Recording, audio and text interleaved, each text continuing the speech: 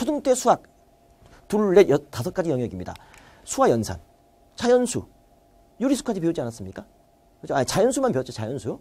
분수식까지 배웠습니다. 그 다음에 도형을 배웠습니다. 그 다음에 측정을 배웠습니다. 뭐 센티미터, 뭐 미터, 뭐 이런 거 있잖아요. 킬로그램 이런 거 측정. 그 다음에 확률과 통계를 배웠고요. 경우의 수 따졌고, 그 다음에 규칙성을 배웠습니다. 규칙성을 배웠어요. 이게 초등 과정입니다.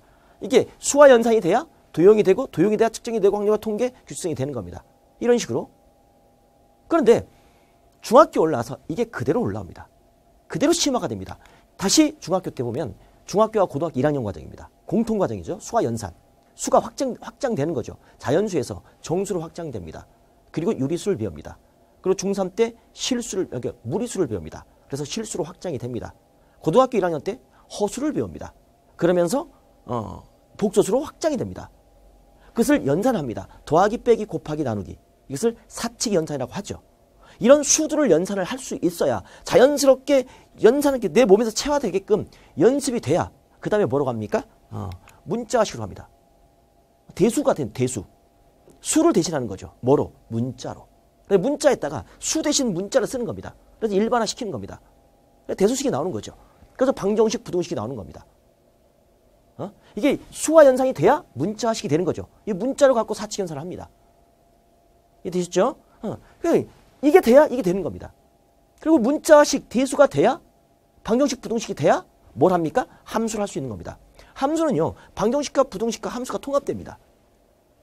앞으로 여러분이 중3 때 배웠을 겁니다만 고등학교 때 가서는 이런 통합되는 개념을 배웁니다. 그냥 함수를 배우는 게 아니라. 그리고 그 도함수가 미분이에요. 그리고 미분은, 그리고 고등학교 과정은 미분을 하기 위한 과정이에요. 지금 쭉 배우는 과정들이. 고등학교 수학의 끝은 미분입니다. 미분과 적분이에요. 그게 함수입니다. 그러니까 이것들이 돼야 이 함수가 되는 겁니다.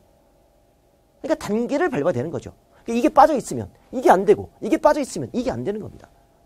그리고 이게 돼야 확률과 통계가 나오는 겁니다. 확률과 통계에 의해서 확률 질량 함수, 확률 밀도 함수, 함수가 나와요.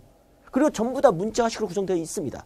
그리고 수와 연산이 나옵니다. 그것들이 통합돼서 새로운 학문 체계를 만드는 겁니다. 약간 떨어져 있는 개념이긴 하지만 연결이 되는 겁니다. 그리고 마지막 하나 뭐가 있습니까? 그렇죠. 기하가 있는 겁니다. 초등학교 때 도형을, 중학교 때는 기하라고 합니다. 그리고 고등학교 때는 그것을 해석합니다. 해석 기하가 되는 겁니다. 좌표평면으로 해석을 하는 거죠. 이렇게 확장이 되는 겁니다. 그럼 내가 어디가 빠져 있는지 이런 식으로 이것도 나선형으로 쫙 이렇게. 나선형 학습 구조입니다. 앞부분이 빠지면 뒷부분이 안 되는 겁니다. 빠진 벽돌을 채우셔야 됩니다. 그런데 이것은 이제 교육과정, 교과 과정이고 내신 과정입니다. 근데 수능에서는, 수능 문제는요, 5가지 영역을 새로 제시합니다. 그래서 많은 학생들이 고등학교 1학년 올라와가지고 3월달 전국 연합 학력 평가를 봅니다. 학 성취도를 딱 보면 자기 등수가 쫙 떨어집니다. 맨날 100점 받던 아이가 한 50점, 60점 받아옵니다. 원점수. 그런데 저는 내신은 되는데요. 왜 모의고사가 안 되는 걸까요? 라고 가장 많은 질문을 합니다. 그 학생들은요, 자기가 배웠던 부분을 총정리를 해보셔야 됩니다. 중학교 때까지는요, 딸랑 2단원이야. 2단원 벼락치기로 공부해도 됩니다. 근데 그 교육청 모의고사, 평가 모의고사, 수능 모의고사는요, 그러니까 수능 기출, 수능은요, 대학 수학능력 평가 시험은요, 누적입니다. 배웠던 걸 전체를 다 봅니다.